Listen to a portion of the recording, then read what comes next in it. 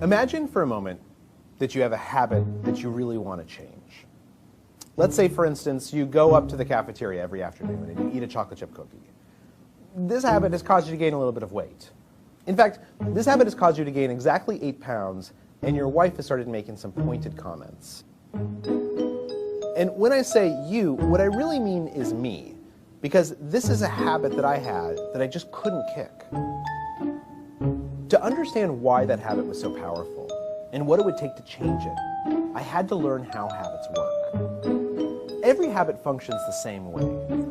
At first, there's a cue, some type of trigger that makes the behavior unfold automatically.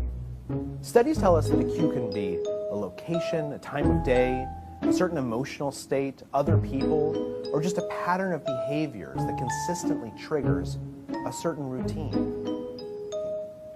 To figure out the cue for my craving, I spent a few days tracking exactly when the urge to eat a cookie hit. And what I noticed pretty soon was something interesting. The cookie craving always hit about between 3 o'clock and 3:30 in the afternoon. That was my cue. It was a certain time of day.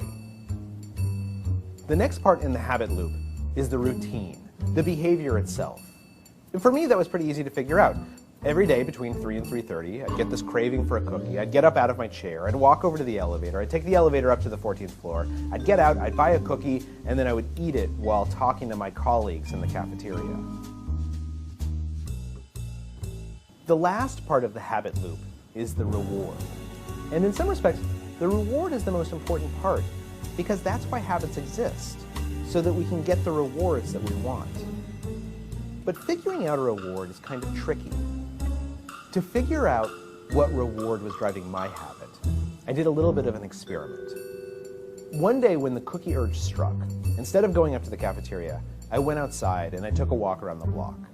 Then the next day, I went up to the cafeteria, but instead of buying a cookie, I got a candy bar and then ate it at my desk. And then the day after that, I went up to the cafeteria again, but I didn't buy anything. Instead, I just talked to friends for about 10 minutes. You get the idea. What I was trying to do was test different hypotheses to figure out what reward I was actually craving. And what I figured out pretty quickly was it had nothing to do with cookies. It had to do with socializing.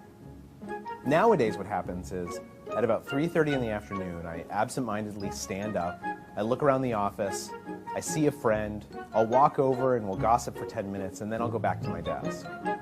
The urge to go get a cookie has completely disappeared. The new behavior has become a habit, and I've lost about 12 pounds as a result.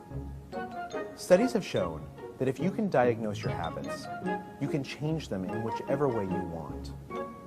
So what are the cues, routines, and rewards in your life? What habit do you want to change?